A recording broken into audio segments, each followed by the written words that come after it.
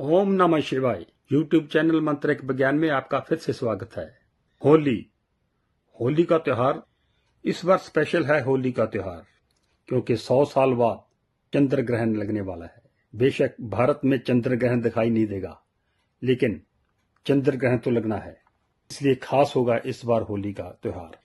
क्या करना है इस त्योहार पे, क्या नहीं करना, ये सब हम बताएंगे।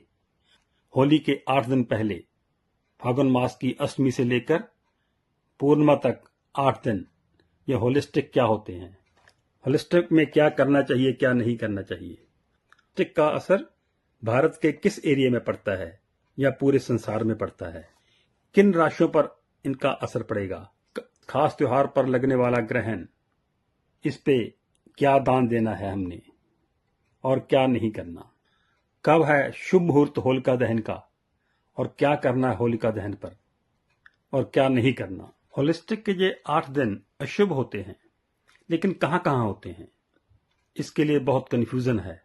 सतलुज, रावी, ब्यास, जो इन 3 दरिया हैं, 3 नदियां हैं, जो क्षेत्र इन नदियों के किनारे पे बसते हैं, कुछ पोर्शन हिमाचल का आ गया और पंजाब पूरा आ गया, बस यही होलिस्टिक का ज्यादा असर दिखाई पड़ता है। या कुछ पोर्शन जो पुष्कर का है, अजमेर जी का है, वहां पे होलिस्टिक का असर है। इसके अलावा और कहीं भी असर नहीं है। कंफ्यूज होने वाली बात नहीं है। इन जगहों पर होलिस्टिक का असर जरूर है। और जो भी बंधन है कि शुभ काम नहीं करने और उनमें क्या क्या काम आते हैं, मैं भी बताता हूं आपको। इन एरिया में सतलुज, रावी, ब्यास पंजाब का एरिया और कुछ हिमाचल का एरिया, पुष्कर और अजमेर, यहाँ पे शादी विवाह, सगाई जैसे मांगलिक कार्य नहीं किए जाते। भवन निर्माण, गृह प्रवेश, वाहन व प्रॉपर्टी को बेचना या खरीदना ये नहीं करना चाहिए। भूलकर भी यज्ञ, हवन जैसे कार्य नहीं करने चाहिए। कोई आपने छोटी मोटी चीज लेनी है बच्चों के लिए, घर के लिए, वो आप ले सकते हैं। होली मनाने के लिए कोई होली का सामान है वो ले सकते हैं। होलिका दहन के लिए कोई सामान लेना चाहे वो ले सकते हैं। छोटी मोटी घर की चीज कोई भी हो ले सकते हैं, लेकिन कोई ज्यादा बड़ी चीज है जिसको हम टाल सकते हैं उसको टालना चाहिए, सिर्फ इन क्षेत्रों में। बाकी होलिस्टिक का कोई असर नहीं है, क्योंकि होलिस्टिक जो 8 दिन थे ये विष्णु भक्तों को तंग किया गया था। जैसे प्रहलाद जी, इनको हिरण्यकशिपु द्वारा तंग किया गया था और इन्हीं दिनों में कामदेव को भस्म किया गया था।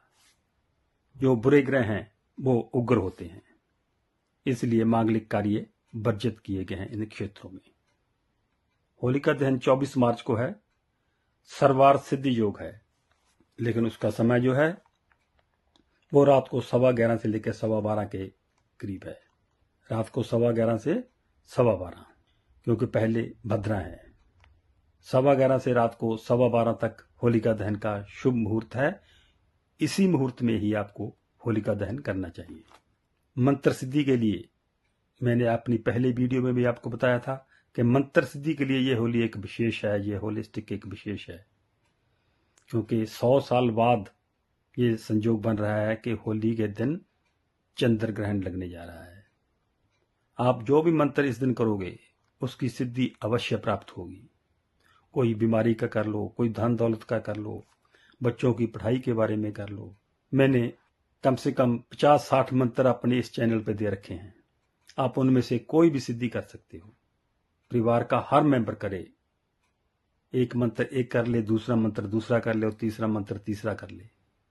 मैंने अपनी पहली वीडियो में भी आपको यही बताया था कि ये मंत्र सिद्धि के लिए बहुत अच्छा दिन है, इसका फायदा लेना है। ये 100 साल बाद आ रहा है ये दिन। आप नॉर्मल डेज में जब कोई सिद्धि करते हो तो आपको टाइम लगता है 40 दिन, 50 दिन, 2 महीने, 6 महीने लग जाते हैं, लेकिन इस दिन आपको 1 दिन में ही सिद्धि मिलने योग्य है। मैंने जितने मंत्र सिद्ध किए हैं ऐसे दिनों पे ही किए हैं और एक एक दिन में मंत्र सिद्ध हो जाते हैं। जो मेरे पास पर्सनली लोग आते हैं वो सब जानते हैं कि जो मैंने मंत्र सिद्ध किए हैं उनके आप लोगों को कितना फायदा हो रहा है। जो लोग यूट्यूब माध्यम से मेरे साथ जुड़ रहे हैं वो उस चीज को भली भांति समझ लें कि ये बहुत अच्छा दिन है मंत्र सिद्धि का। मंत्र सिद्धि करें और अपना भी, अपने परिवार का, अपने ओस पड़ोस का और पूरे संसार का वो फायदा करें इसकी, क्योंकि मैंने जो सिद्धि की है उससे पब्लिक को फायदा हो रहा है। होली वाले दिन सतनाजा दान करें, बहुत अच्छा है, बहुत अच्छा दान है इस होली में दान करने को। और इन दिनों में मल मास भी शुरू हो रहा है। मल मास 14 मार्च से शुरू होकर 13 अप्रैल तक 2024 तक जाएगा। इन दिनों में भी जैसे बताया है कि शुभ कार्य नहीं होते, छोटे छोटे जो काम है, छोटी छोटी जो शॉपिंग है वो वर्जित नहीं है। बेशक ये ग्रहण भारत में दृश्य नहीं है, लेकिन राशियों पर इनका प्रभाव पड़ेगा। मेष, कर्क और कुंभ राशि पर इसका विशेष असर पड़ने वाला है। इस दिन अगर होली के दिन अगर सुंदरकांड का पाठ सुन लिया जाए, जहां आप खुद कर सको तो बहुत अच्छी बात है। अगर आप खुद कर नहीं सकते तो इसी चैनल पे हमने, जो आप थंबनेल देख रहे हो, ये वीडियो हमने सुंदरकांड की दे रखी है। आप इस दिन सुंदरकांड का पाठ जरूर सुन लें, इससे बहुत फायदा होगा। आपकी तमाम नेगेटिविटी सुंदरकांड का पाठ सुनने से ही खत्म हो जाएंगी।